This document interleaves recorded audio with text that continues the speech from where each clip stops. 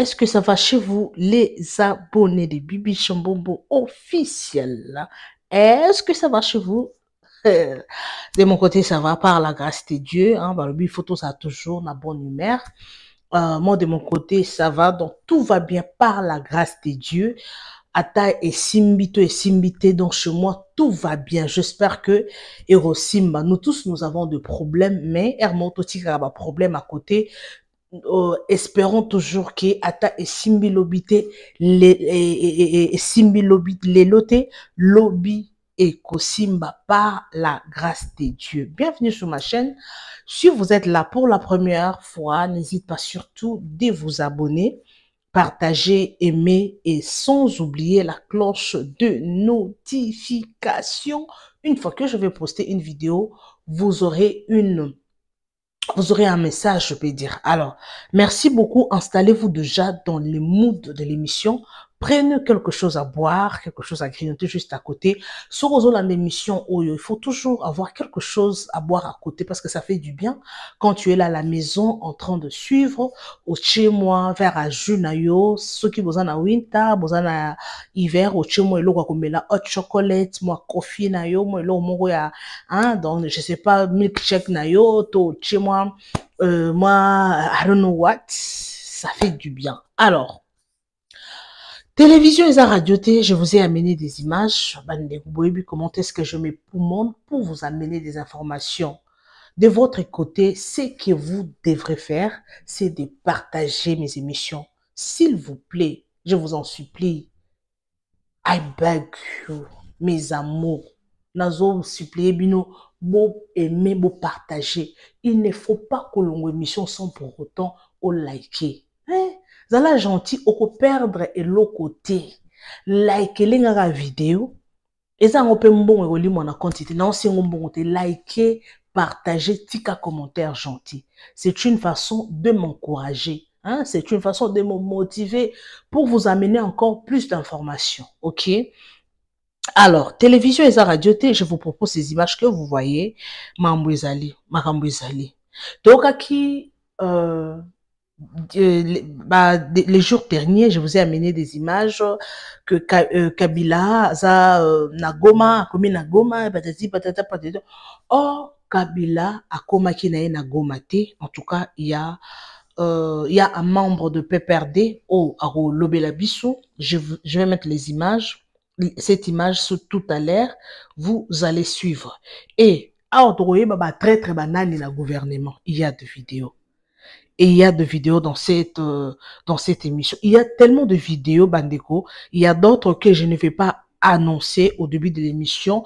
Donc, vous allez découvrir tout au long de l'émission. Il y a d'autres vidéos au Buno Bokolanda. Affaire Sandra Boudimbu et Mama Denise Nyakero, Denise Dishochoy. Il y a toujours des choses par-ci, par-là.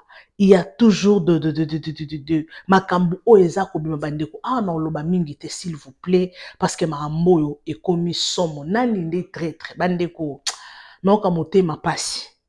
Jour non comme président de la République parce que na mboka na biso pona kokoma mokonzi ya mboka pona kozwa pouvoir et la qui cite qui il faut zala oyeba otanga politique o sala soki nini te fils mukoko ye wana akomi DG ya Raskina ye wana komi DG ya sopo ngai na comme président de la République et l'oroni ozanga Congo na biso zaka bona zala ka na connexion mais jour ngana okoma na mboka na biso wana je vous assure na habité ne na conduire mboka wana ngana okena na dictature pour ba congolais ba motema makasi congolais aza motema mabe congolais aza na molimo moko ya koteri molimo moko ya dégrenage en tout cas Congo il faut que na na dictature mais oui il faut que na na dictature ngana okeka na dictature oyibi na kati o lisapi osali buzoba na Jésus soutiens ma foi. Alors sans plus tarder je vous propose ces images et vous avez besoin de la promotion. N'hésitez pas surtout de me contacter. Vous avez un problème avec votre chaîne YouTube, contactez-moi, appelez-moi, nous allons parler. En tout cas, nous allons bien parler.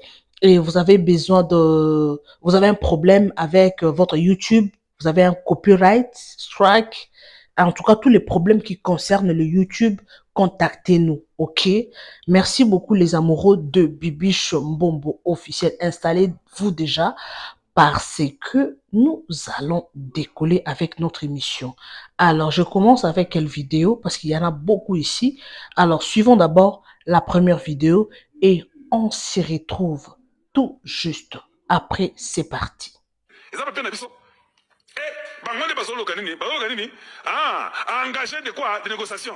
Donc, bango bayebi que pour na Congo, il faut toujours faire négociation, réintégration, mixage, brassage, et puis nous revenons encore, nous continuons à vivre Ndenge Bazalaka. Tu sais qu'il ne nous a jamais demandé la négociation. Kotu Mikolo, na Qatar, Moboulou, je continue, je n'ai pas fini. On va voir.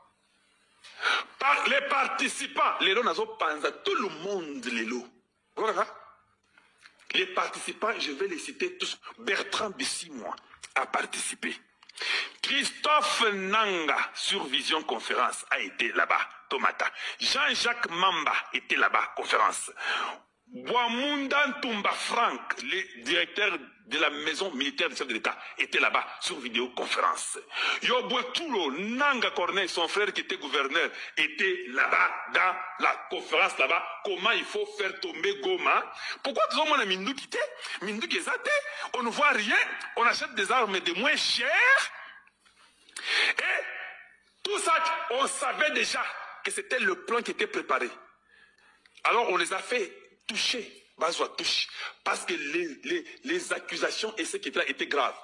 Je vous informe que les services secrets congolais avaient envoyé ça déjà au département d'État américain et à la Maison Blanche. Ils avaient déjà des informations ici. Quand vous voyez les États-Unis sortir, dire que nous condamnons, nous sanctionnons, et James Kabarebe et consorts, c'était basé sur ces documents. Parce que c'était des preuves qui ne peuvent pas douter. Ce sont des documents qui sont vrais et corrects. Le document est là, c'est pas moi qui ai écrit ça. Ce n'est pas mon écriture. Est-ce que vous avez combien? Ou bien on a acheté le nom de quelqu'un là-bas? Non, on n'a pas acheté. On continue. Il y avait aussi Joseph Kabila Kabange, Vision Conférence. Jeannette Kabila, Vision Conférence. Azarias Rouberwa, Vision Conférence. Dani Banza Maloba. Hey, Malou, hey, lelo, beaucoup, koufa lelo. Des révélations troublantes. C'est des titres. Hein? Moi, je ne vous dis pas des choses. Hein? Ah, c'est pourquoi tu sais que dans enlevé Dani Banza? Parce qu'il a compris que Nazuyo Makas n'a pas preuve aux amis de la vidéoconférence. C'est toi qui avais demandé que ça Malou Konde Azala. Yope, je vous dis, le gouvernement de Tshisekedi aura 10 personnes. Nous voulons un Tshisekedi méchant, un Tshisekedi qui va punir les gens. Si vous punissez Kabila, vous punissez avec toute sa ligne, et Kagame et tout le monde doit être puni. Dani Banza qui a mangé, Tshisekedi l'a mis ambassadeur itinérant. Tshisekedi, qu'est-ce que tu n'as pas fait pour tous les mauvais du Congo, Tshisekedi? Tous les kabylistes là qui t'entourent, qui sont là-bas, qui mentent, Tshisekedi, qu'est-ce que... Sangouane. Lisons seulement, lisons. Moïse Katumbi, Vision Conférence. Moïse Katumbi. Dani Banza. Paul Kagame, Vision Conférence. Mouazi Kainerugaba, Vision Conférence. Vous en avez? Je continue, je n'ai pas fini, c'est officiel. Je continue. Yowari Museveni, Vision Conférence. Angèle Samoura, Vision Conférence. Angèle Samoura. Georges Massafou, Vision Conférence. Ange Kagame, Vision Conférence. Claudel Lubaya. Zambia Kuchikta. Vision Conférence. Donatien Chole. Ça, c'est un peu trop fort. Allô? Vous avez vu les gens qui étaient dans la conférence? Vous avez vu les gens qui étaient en conférence? Boyo Kasikoyo, je vais lire pour vous. J'ai fait d'ailleurs comme ça, c'est Botala Kangaï. Déroulement de la réunion. Introduction. La réunion a débuté pour une introduction de Bertrand Bissimois qui a rappelé l'importance stratégique de la prise de Goma et les enjeux liés aux négociations avec les régimes de Kinshasa avant la prise directe de Haut-Katanga, Lualaba et Tanganyika le 17 février 2025. C'était un truc qui était prévu le 17 février. On pose la question, on a gardé Bango, on a bloqué Bango. C'était déjà connu aux États-Unis et la Belgique, ils sont au courant. Voilà pourquoi on a dit, retirez-vous. Continuez. Évaluation de la situation. Chaque participant a été invité à partager son analyse de la situation actuelle à Goma et des répercussions potentielles sur les processus de négociation. Les points suivants ont été soulevés. Consolidation du contrôle à Goma. La nécessité de maintenir un contrôle ferme sur la ville pour renforcer la position des négociateurs. Il faut tuer, que personne ne bouge à Goma, que personne ne fasse rien pour que nous puissions faire renforcer la position des négociateurs. Non. Voilà pourquoi il y a eu même les pactes diaboliques. Tout ça dans une cabale de détruire le Congo. Je continue avec vous. On doit lire. Mobilisation des forces locales. L'importance d'impliquer les groupes locaux pour créer un front uni contre les régimes de Kinshasa. Voilà pourquoi on a pris des jeunes gens qu'on a pris, on les a amenés là-bas. Comment on appelle l'endroit là? Là où on les a amenés pour les former. Il fallait faire tout ça. Je continue. Soutien international. Ils ont cherché le soutien international à refuser. C'était la France seulement et Luxembourg. L'importance d'obtenir le soutien des pays voisins. Là, ils avaient eu ça. Et les organisations internationales pour pressuriser le régime. Vous avez entendu ça? Boyoki? Atangi. Je continue. Boyokangai. Stratégie proposée. Yokana Barignan na Bango, c'est qu'ils ont proposé. Plusieurs stratégies. Tous tombent comme des abeilles sur l'information. Kolobakeno, Kabila a choisi Kende Goma, donc Yende a soutenu. Donc, quelle facilité na conclusion à Makambo. Même lobby wana. Oh non, RFI a lobby. Oh, sous crédible ndengo zoloba wana. Et puis le lobby ba proche na Kabila. Ya wapi ba confirmer le Kambo. Kabila zali wapi. C'est eso kamwisa. Donc, en réalité, le régime crée une distraction, ce qu'on appelle une diversion. Bah, créer diversion dans Makambo pour la population mona mabe au basali namboka. Kokotisa M23 awa 14 mois, kotike la bango nzela oyo bakotisa FRDC na cessé le feu ici la kate. Ba état de siège oyo ezalaki ti lelo awa. Même place à Kobanda Kobunda, Baola qui s'en a population. Ndeko Ferdinand Kambere avant d'évoluer, Joseph Kabila Zali wapi. Mais Azana place où est Azali. Azana Goma. Nani a lobby Azana Goma. Nani a. Yoni faut biso Joseph Kabila Azana Goma, toi Azana Goma. Il faut bailler la preuve qu'Azawana parce que biso n'abasous nyos na Goma sur place. Où nous avons un parti politique, on a un siège, fédération abisso, secrétariat. Ata moko oyazui. Moi, nungu qui azawana azate. Mais t'as le déploiement pouvoir bâti dans les médias. Kolobaki azana Goma. T'as le déploiement. Donc, et puis, quel acharnement sur la personne qui est à Kabila. Et puis, Kengaye Sepelisanga, à un moment donné. Parce que lobby awa, bazali na ba perquisition, na banda konaye, oh, toko kende kingakati, oh, mbalamuko baluki, bah, Kabila komi na Goma. Balamoke komi. Bon, donc mokolo M23 yona d'ailleurs si aloba mokonzi ayebi koleka mutu nyonso mafa ayebi koleka mutu nyonso sikoyo banda bauta bunagana banda ayaka na bango awa na Kinshasa bakendo signé ba accord na Kagame ba accord nyonso wana esili. Donc bao baza kolanda poto évoluer bao baza kolanda ba été po na bino Kabila azali na Goma te. Biso toyoki ye na Goma te toza information wana te. Ata moko ya PPRD ndenge tozali oyo ayebi ki azawana azana information wana te sikoni nozo senga na bao balobi ete azali na Goma bala kisaka si preuve parce que bazolo bao a Kitina Kigali bongo Kigali okokita ata mtu moko akomona yote ti oyo zwanzela parce qu'en même temps agitation wana même à Goma ezali na bao kamba kuna bango pekaka kotuna. Est-ce que c'est vrai? Si à côté, si à Kokota, ça qui est à la frontière? C'est parce que hier, mon quoi annoncé qu'il était à Kokota. Alors, à Kokota, quand se passe de la Koya, joue à Koya, batuba comment naie? C'est un Kokota la polélé. Bon, à Kokota, si Koya Kosalandeni. C'est quoi? Pourquoi Kabila a poni Kaka partie orientale pour la Kokota Ninga Lobaki et puis à Poni Ville à Goma parce que à Poni Ndeni ayebisa nani ka Poni ka Goma Olivier Kamitato, il y a un lobby relation nini ezali entre Kabila na Olivier Kamitato alors que na entourage te na batu nyonso ya kolobela ke na koleka kaka Goma ezaka Kamitato. Azam tu FCCT, azam tu APP. Donc ils a lokuta a okota na Goma te a koti na Goma te. Bon, mutu na mutu ayebi tango osa message na ye. Bon babemba. Bon, même président Félix tango lobara. Bon, o azasima eza kutu AFC wana eza Kabila, eza la nini. Lokuta te. Parce que banda tuna bango, bola kisa bango ba pesa ba preuve. Bongo so ezala kike azana Goma wana. Mutu alinga ki ayeba liboso nani. M23 te ou bien ba AFC wana te. Donc pour na yo zo mona ke makambo mboka loba ezali lokuta. Te, ça veut dire que bongo ezali lokuta te. Te yo ndi preuve fait komi siko yo soba yo kike akomi Goma nde komi preuve. To bando yoka oh non to sengi bokanga ba siège na bango to sengi bokanga biloko na ye basa sonité. Mais normalement est-ce que normalement boza parti bokoyi kozala na fierté té parti du peuple pour la reconstruction et le développement, de quel développement, de quelle reconstruction alors que boza partie prenante na destruction et puis na division parce que PPRD ezali branche parce que les lots selon le pouvoir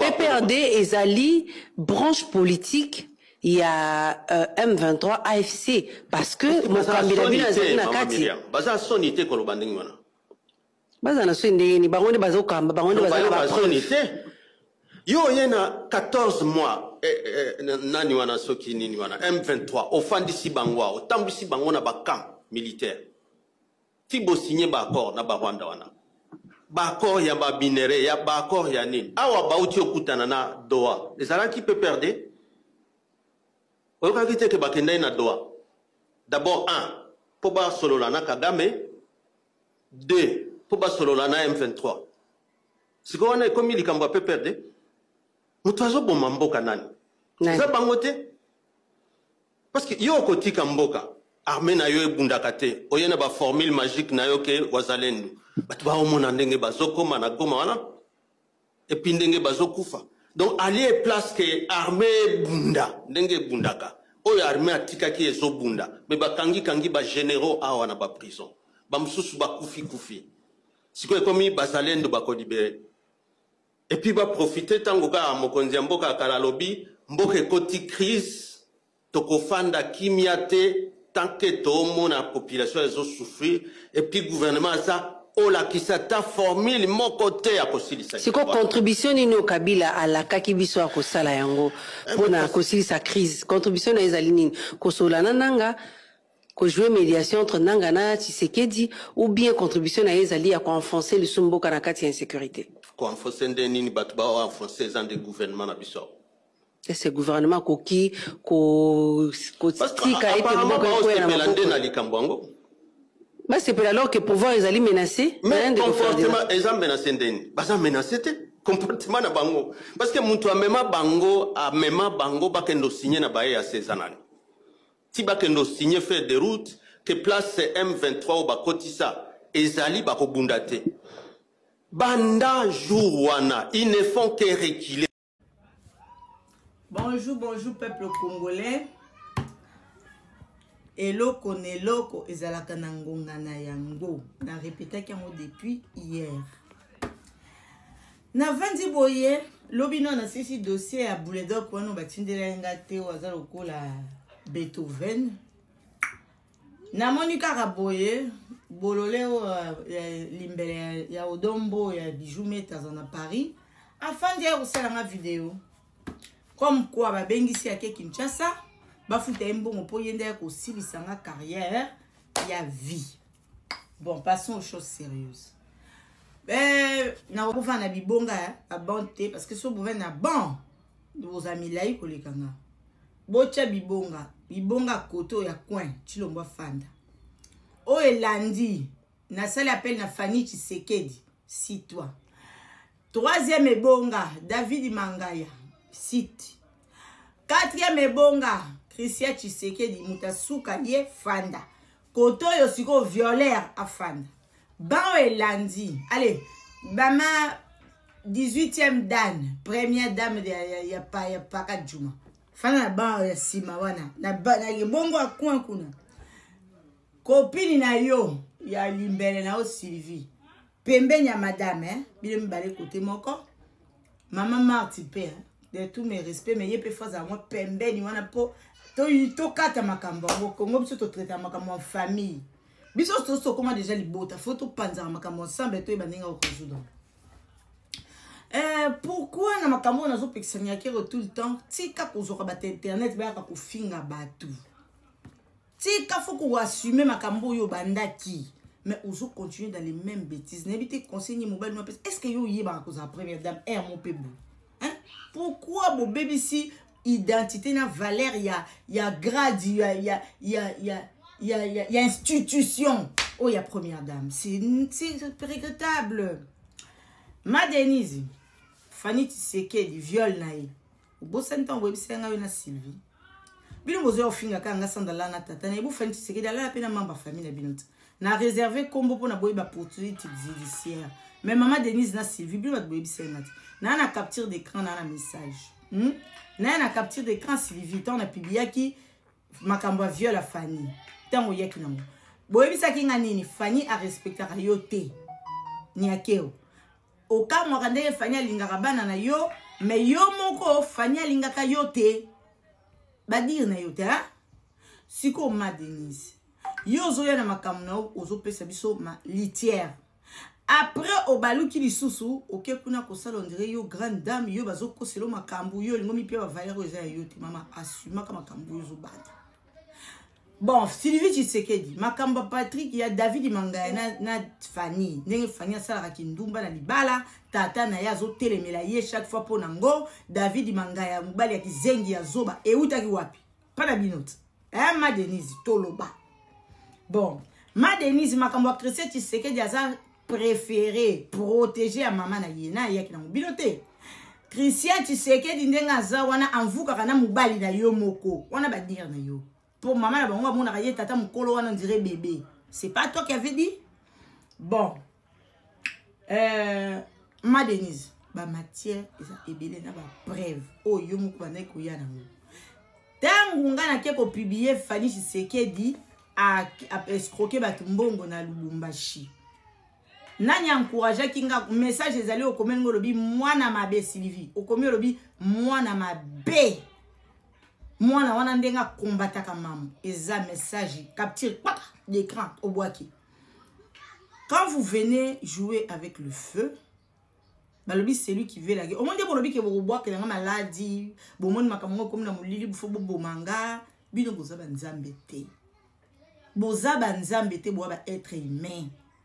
Boyoki makambo puissance a chilombo ndenge chilombo za impuissant ba la lambe tout monter na Denise bino momboyaki na muta. Bolika na ba vérité internet mokile yoka. Yo si veut sanga ke mukongo chilombo blokaka. Abela maladie wana soki ya soki ya mukongo soki ya niyo ba opéra ki awa et comme ça il yemo bino boyebi. Hein? Pourquoi besoin ngo sundela batu musuma kambo bino mo ba salité na bino ya famille. Bo comme si ngalo kwa jouer na bino bo tindela nga ba internet ba finga nga mabe. Besoin sa koto mabe naza ko bimisa na ko ya lisuna matière mususu na ko loba. Bona love yo za mukuse na ko répondre yo bijou meta yo ku na vandi na etoko yo vana ko bonga te. Yo zo etoko chama tambe na wana na mafususu na wana ya e kauka o dombo za kyo sakanela fanda na si. Yo zo saranga mo muninga no musendi. Yo nde yo ke zo yo sa rando ngai. Bino bona pe marando nde bo saka ba jeune bo sangani liboki. Bino bo ya moko bo kanga na rando bino. Bino bozo kanse po ba ota bino na mission bo mona ba zoba. Bino ko na koseni yake ona yebi yango wapi. Fanny Tshisekedi ba violer evofu na membre famille bino. Na bona ko tanga kombo bo yebit. Na le ya na nyakero na Sylvie. Bino ba bopesa nga matière. Escroquerie ya Fanny Tshisekedi akena ko soki bobi mwana kaka boembo onyo sazo zo sisa na ba pasha ya mwana yena mobali na ba problème papa na zo telemele pona ngo bino boyaki na ngote makambo aleki ya Fanny Tshisekedi akima poto akenda kishasa kuna fugitif bazo lukisa ye na pibia na ya na bino te boni boyoko na ko ya lisusu pe na sa ba capture d'écran na ko ya na ba matière na bino lelo na yena biso bijou metakanga mas. Les amis, l'heure est grave. Bandeko na auto la vidéo mon a sabino que la première dame est très mal entourée. Bako Antombolo, bon le biki na zande on a bino te nazo usurper pouvoir OK to très bien bloc en pays naebi sibino sauver le pouvoir de votre frère parce que bukalere wa muntu yonsu chifu chabutumbi chabukalere cha muntu yonsu mukagenda. Lorsque la femme de quelqu'un est touchée, on touche à sa royauté. Non, par exemple, mon gars comme on a Denis du Sochois. Mon gars n'a comme on est du Sochois. Bozo moi de ça quand tu vas épeler comme on a c'est faux, ils savent épeler ce nom là. Oh, ah ouais, à poto, soko saka ina combo à mutu, aucune prison na calme. Yo mo basara neti nyoso soy et tanga kaka. Soy mukolo kombo na te yo nègre o uti o kimi réfugié économique o na mboka ya bato ya osaba vanchu no o la pa la sonzila. Ah basara na la mundele te. Soza mutu mui basara mundele te. L'histoire de Sandra Bandoukou. Donc, dans les bas, quand on tombe, il n'y a pas un homme qui a des couilles. Il n'y a pas une femme qui porte 2 pagnes. Et avec une culotte jean samba. La famille Moulumba doit quitter autour de la première dame. Ce cas pour quand vous entendez Jekoko avec des... C'est-à-dire qu'il est trop sûr de lui. Parce que, parce que maman wana. Cette femme-là ne connaissait pas Sandra. Il y a des gens qui ont fait quelque chose à Sandra. Ils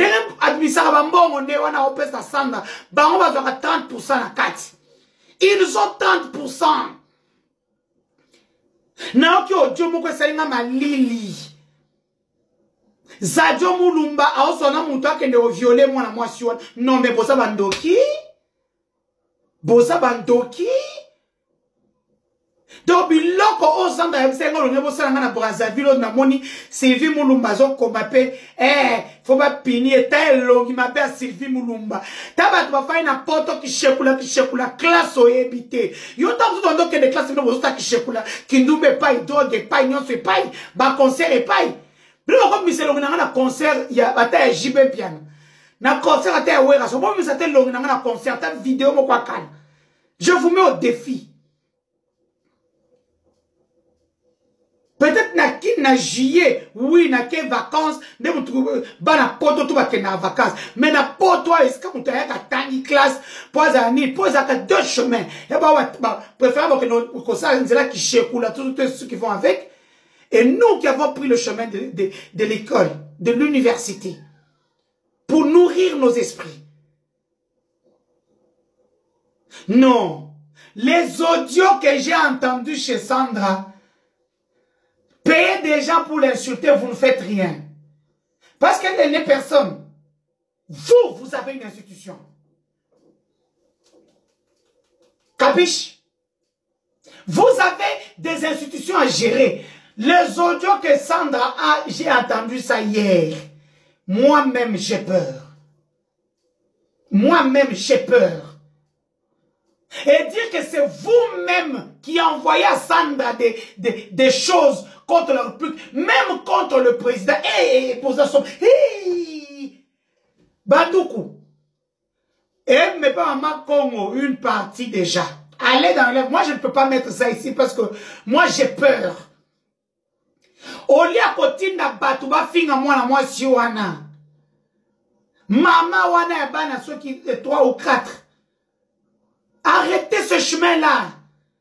Bah, tu vas comprendre que vous êtes faible. Bah, je vais Mike, Moutaye, vous payez 10 000, Moutaye, vous payez 15 000, Moutaye, vous payez 20 000. Comme elle le dit si bien, personne n'aura le 1/10 de ce qu'elle a eu. Elle a raison. Même moi, je ne peux pas. On n'a pas attaqué, on n'a pas attaqué Sandra, il faut nous au même montant. Il faut nous au même montant pour que je puisse l'attaquer. Kakaboy, je ne peux pas. Pourquoi? On lui envoie tout. C'est elle qui a dit, Denise a fini mi bo kangae. Au public Choti. Choti wana. Seigneur Dieu. Donc la République est dans la rue. Et puis, chargé de mission à chef de l'État au Beninga pour ça nga nitre au lekinzela leki nga keba. Keba. Bando comme kanda po ozo mukanda wati. Ozo mukanda nam na facilita on a expliqué on makambo ezala. Ozaki na Ozaki na monté pour preuve avec tout l'argent que tu as amassé au Congo depuis Kabila quand ta mère était malade, tu l'as envoyée en Inde où elle est partie mourir.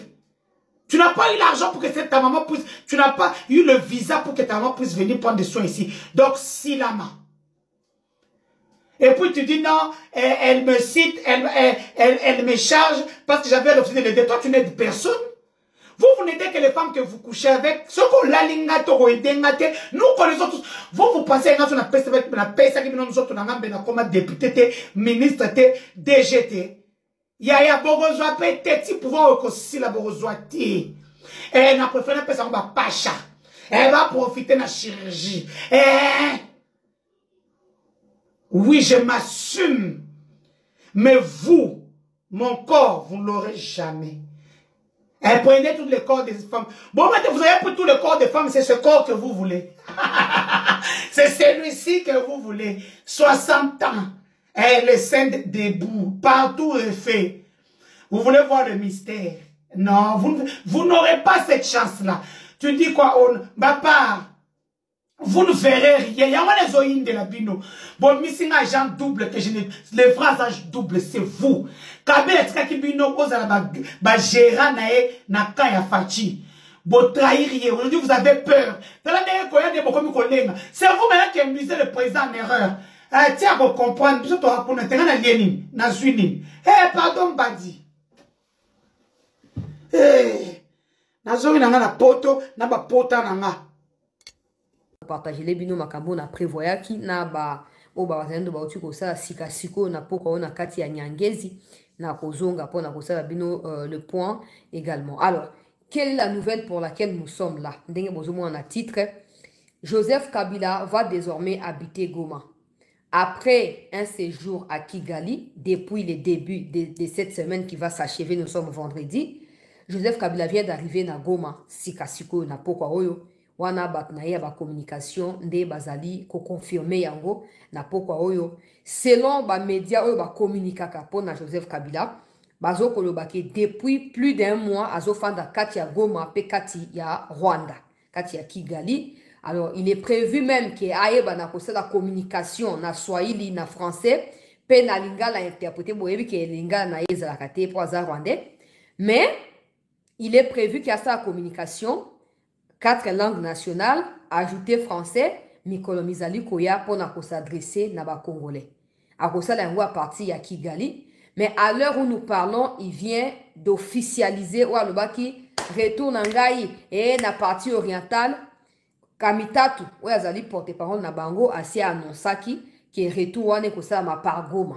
Pour Kamitatu aussi à rejoindre quand ya ba wiri ga Goma rera ye Kamitatu azoko bosa na ke ba Congolais basi ba kei kuna ko bananga kolanda ba o balandi nanga na sima ata moko te na kati na bango peuple congolais asikali kozwa nini atikali kozwa ata poste ya moke ata ya chef ya quartier nenge ba Rwandais ba bina ko se partager ba poste na kati ya gestion ya Goma pe une partie ya Bukavu. Alors esengeli ba Congolais bon comprendre été tôt ou tard ba Rwandais ba ko exterminer bino ba ko éliminer bino ba ko boma bino ba ko rejoindre M23 wana tôt ou tard ba ko boma bino pour déjà bo comme na niveau que boye makambo ebele o eza côté na bango donc ba otika bino mandengo na tia ba luki o dialogue négociation ba otika bino su ndengo na bino bo kufa bino ba Congolais ba nanga na banani bo kufa Siko Kabila na sina efsa bino komileka ki bato bakaka tika yo linga ka komisa Tshisekedi ata makamotanga ezoke malamu te olobaka kaza na raison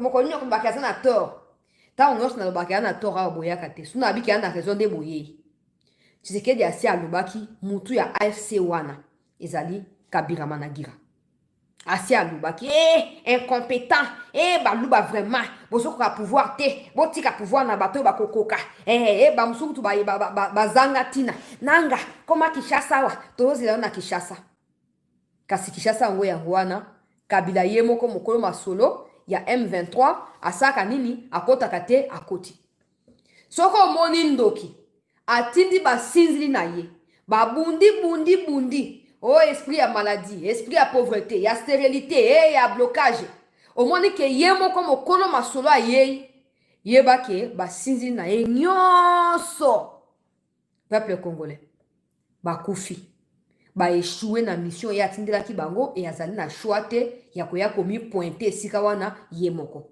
nde o Kabila azali kosala mikoleleki ebele mokonzi ya mboka alobaki ezangaki kaka na ye te pourquoi ba moyen ezangaki mpo bakanga ye ata mandat d'arrêt international bo ata parti ya Goma Fachi ndenge olobaka o pouvoir na biso ezali ya makila te tika likambo wana papa soko liquide bato te bango nde bakoliquide yo soko liquide bango te bango nde bakolimwisa yo papa siko tango zo kotika bango kanisa ka sor na biso bakolomboka biso bakongomani kanisa ka biso sor ezali nini Kabila uti kotia makone na kati ya Goma peuple congolais na pokwa oyo nouvelle vient de tomber. Kabila avait promis qu'il y a kozonga par la partie orientale. Ngana annoncé la kibino awa ke Kabila zali mutu ya M23 akoya kozwa leadership ya M23 parce que ba discussion ça makina interne oye ko sa nini e ko sala ete yena bisimwa bayokanite. Pourquoi bayokanite po ya annoncé qu'il y a kozwa mutu ya mouvement et donc bisimwa moni danger et côté na ye et alinga sa nini alingi présence ya Kabila te. Kagame na Museveni ba yeko intervenir pour na ko apaiser ba tension parce que objectif ezali ya ko congoliser visage ya mouvement. Et Kabila, ancien président, je n'ai jamais compris pourquoi un ancien président peut prendre les armes. Jamais de la vie. Tout ça, ancien président Mokilio, batindi ba mususu kutu na médiation ya ba Obasanjo ya Nigeria. Bazo kotinda ba médiation na kati ya Afrique, na kati ya monde. Mais oya Kabila ata papier mouchon ba pesa yake rotika na coin ya veni. Yoko la expérience ya ancien président izarate. Pour mona ke motema ya moto ezali bololo bono pembindo. Pour mona ke moto ata na niveau ya Afrique ya bako considérer ete azali na notion ya kimia te. Azali na notion ya kimia te bako tinda e médiation te akopesa kimia nini moto yaki bokonzi na coup d'état eza kwa Kagame otinda Kagame kendo luka kimia ko kende te po ayebi ke vi na ezo ko dépendre exclusivement na buzoba ya bitumba makila ya bato etc. Bon awa Kabila yemo kwa uti ko confirmer. Ça, c'est pour mes frères du Katanga. On vous avait prévenu ici. On vous avait dit Kabila la même. C'est lui le patron. La question que je pose aux Kabilistes, que je pose aux autres imbéciles congolais, permettez-moi cet adjectif parce que c'est fondamental dans ces contextes précis. Je leur pose cette question. Le M23 dont Kabila a pris désormais, vient de prendre désormais la tête ou la direction. C'est le même M23 que Kabila a prétendu combattre et a prétendu même avoir vaincu en 2013. Coupez l'extrait de la vidéo et envoyez la battue à Kabila. Baya ko répondre à biso, réponse nini ba couper sa biso na motu na wana. Joseph Kabila. Batu ba yembi. Kabila, alongi M23, tu sais qu'il y a des kokate, tu sais qu'il y a des incompétents à kokate. Bon, le même M23, oh Kabila, y a longaki. Alonga bazaki vous permettre, bayaki ko bundat, bayaki ko mba congolais, y est président de la République ya kala, alongaki bango. Mais comment?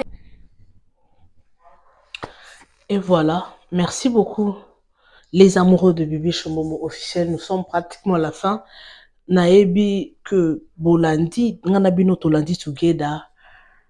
Mama Polisiko Ningizali, Tolandi Sandra Boudjimbu, Tolandi Denis Dishoshoi, Tolandi Kabila Goma, Kabila Nini. En tout cas, nyonso wana eza pona mboka. Oyo eza ya malamu, nzamba pesa kimia na mboka na biso. Toyebi ke mboka nyonso opposition ezalaka, pouvoir ezalaka. Opposition jamais ekoki coexister sans pouvoir.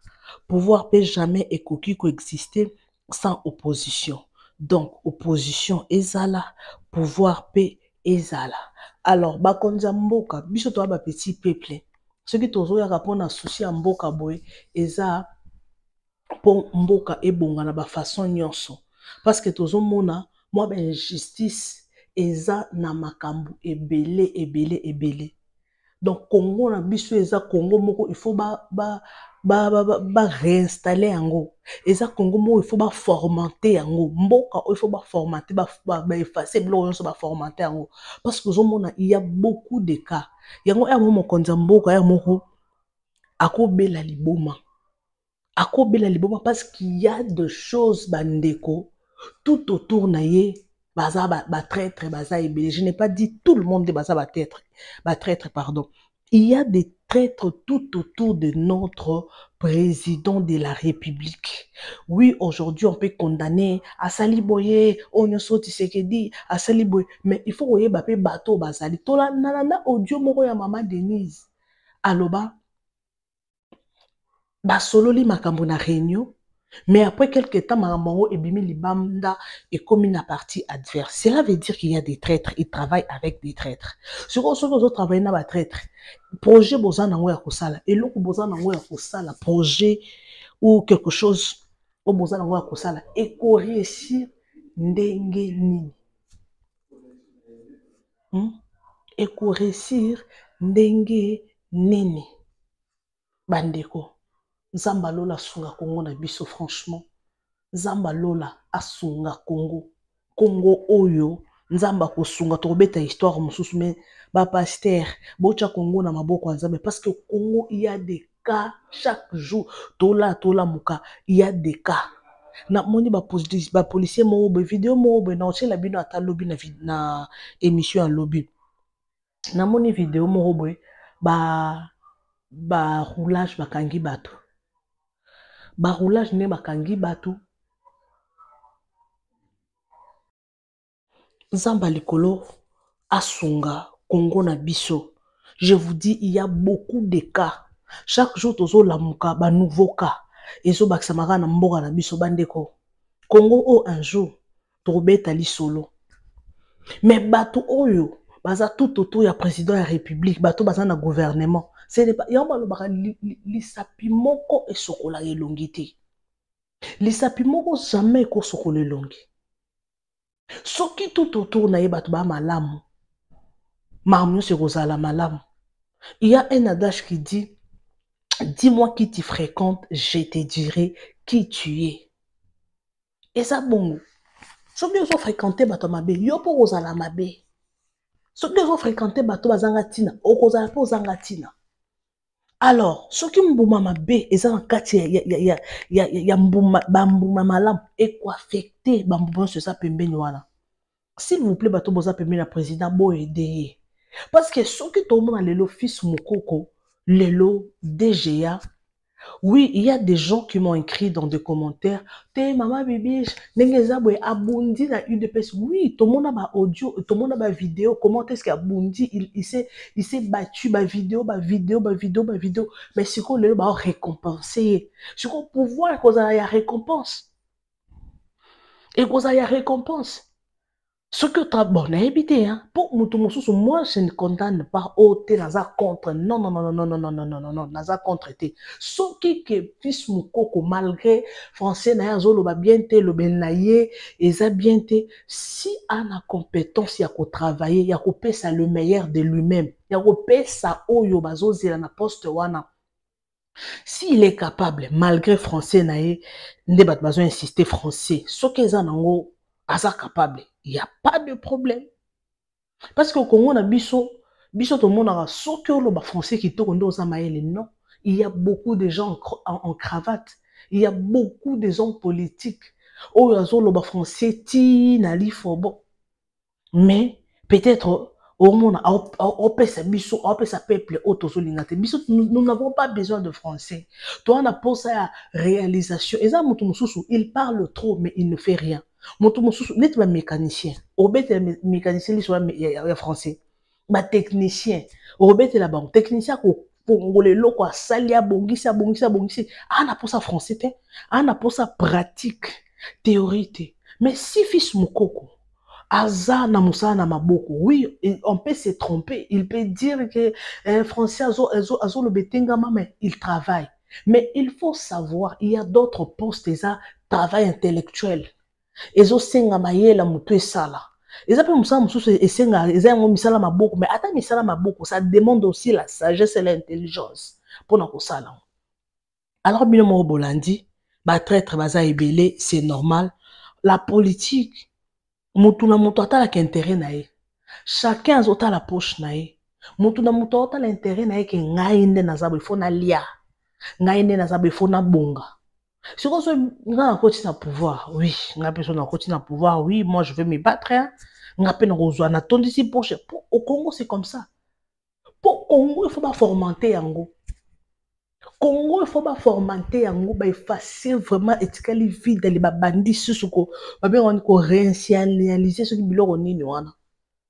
Tala niveau président pesa enveloppe ba pesa mutu, ba pesa maman o azalaki victime ya ba inondation.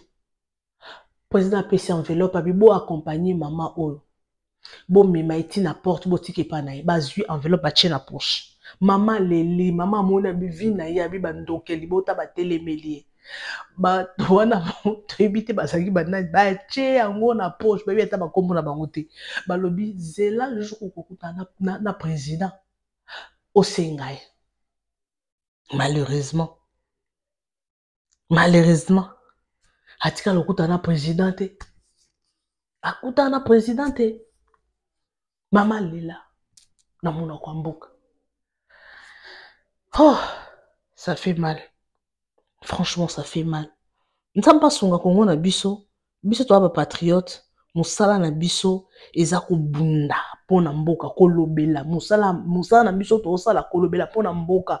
To na posa kimie kota na mboka na biso. To na posa mboka na biso etambola na norme ya ba mboka. Etambola na ndenge ba mboka nyonso etambola oui. Magui ekozanga te. Mais Congo etambola malamu.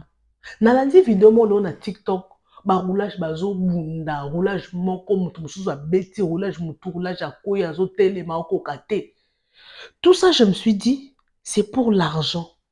Et quand ça ba wele lo moso ba roulage ba telema bongo, peut-être salaire na e comme ata $150 te. Mais na ba choc erazo kanga mituka kanga ba moto, on s'est retrouvé bout, à cause s'est retrouvé par semaine moi $50, $100 par semaine. Et on est ça qui va vivre. Pour l'année, salaire est amoké. Pour ceux qui ont un salaire abordable. Et puis, bazo tambo la mibeko, ils ont vraiment rigueur, ils ont un salaire. Bande konanga, mboko na biso ko bonga. Mboko il faut dictature. Il faut qu'un président au côté na mboko na biso qui zaka fachi soka ko changer. Ame ko chono dictature, acha système afimbo. Oyibi bakangio babotoli na ba bien na yo. Oyo zwa avant pouvoir babotoli. Dans la vidéo mo Constant Mutamba alobi azosa la babenga ngoni Constant Mutamba alobi azosa la prison pour les pour toutes les personnes qui pour le voleur to ko binga bango pour les détourneurs.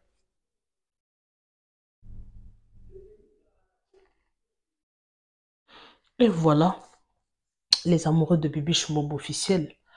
Merci beaucoup, nous sommes pratiquement à la fin. Partagez massivement nos vidéos. Aimez, commentez sans oublier la cloche de notification. Espace commentaire, Ezawana. Eza Bino. Boti que la biso ba commentaire na Bino, ba point de vue na Bino. Par rapport à la vidéo, nyonso auto cheli Bino. Par rapport à nyonso. Toze la ka arrivé à Joseph Kabila na Congo.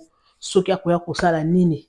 Et on a le bac une émission moko. Si c'est pour l'intérêt des Congolais, Joseph Kabila ya babongisa Congolais à la bien.